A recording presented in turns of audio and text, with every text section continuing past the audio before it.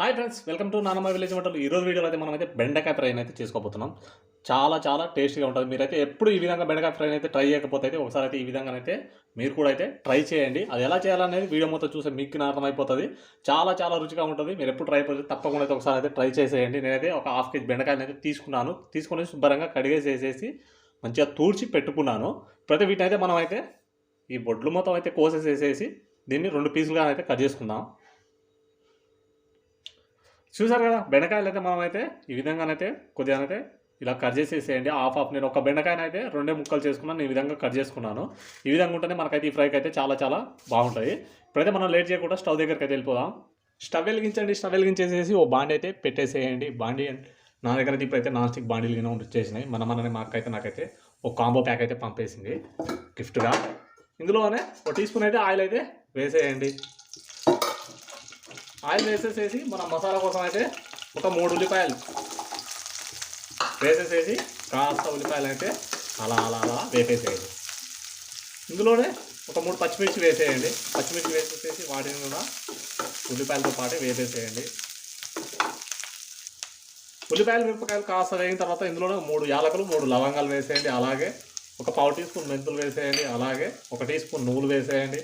అలాగే ఒక అర టీ స్పూన్ జీలకర్ర వేసేయండి. అలాగే ఒక టీ స్పూన్ శనగపప్పు వేసేయండి.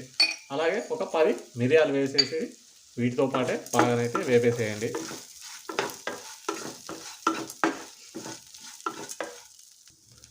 మనకు మసాలా దినుసులు కూడా కాస్త వేగితే సరిపోతుంది. ఇప్పుడైతే స్టవ్ ఆఫ్ చేసేసేసి వీటిని అయితే కాస్త చల్లబడనివ్వండి. మసాలా దినుసులు అయితే కాస్త చల్లబడగానే తీసైతే మనం అయితే ఒక మిక్సీ గిన్నెలోకి అయితే వేసుకున్నాం. మసాలా దినుసులు అయితే మనమైతే ఒక మిక్సీ గిన్నెలోకి తీసుకొని అయితే పక్కకి అయితే పెట్టేసేసి అదే కడాయిలోనే ఒక 2 టీ స్పూన్ల ఆయిల్ అయితే వేసేయండి. వేసేసేసి ఇందులోనే ఒక అర టీ స్పూన్ పసుపు వేసేయండి. పసుపు వేసేసేసి ఒకసారి అయితే బాగా అలా కలిపేసేసి ఇందులోనే ఒక 2 రెబ్బల కరివేపాకు వేసేయండి. వేసేసేసి అవి కూడా అలా కలిపేసేసి వేసేయండి. స్టవ్ అయితే మీడియంలో పెట్టేసేసి మనం అయితే ముందుగానే కట్ చేసుకున్న బెండకాయలు ఉన్నాయి కదా, బెండకాయలు అయితే ఇందులో వేసేసేసి ఒకసారి అయితే అలా కలిపేసేయండి. బెండకాయలు అయితే పూర్తిగా అయితే మనం పసుపు అంటే వరకు అయితే బాగా కలిపేసేయండి. వేసేసేసి స్టవ్ మీడియంలో పెట్టేసేసి మూత పెట్టేసేసి ఒక 5 నిమిషాలు అలా వదిలేసేయండి. ఈలోపు ఇంకా లైక్ కొట్టకపోతే లైక్ కొట్టేసేయండి. సబ్స్క్రైబ్ చేసుకోకపోతే సబ్స్క్రైబ్ అయితే చేసేసేయండి. మనమైతే మిక్సీ గిన్నెలోకి మసాలా దినుసులు అయితే తీసుకున్నాం కదా, ఇందులోకి అయితే నేనైతే ఒక 2 టీ స్పూన్ల కారం అయితే వేసుకున్నాను.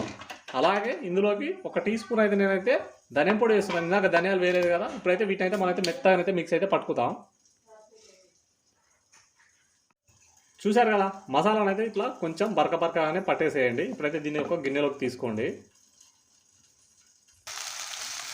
బెండకాయలు అయితే మధ్యలో అలా కలుపుతూ ఉండండి, అడగట్టకుండా కలిపేసేసి బాగా ఫ్రై అయిన తర్వాత మనం అయితే మసాలా కారం అయితే వేసుకోవాలి. ఇంకా ఫ్రై అయితే సరిపోతుంది మనకైతే బెండకాయలు అనేవి.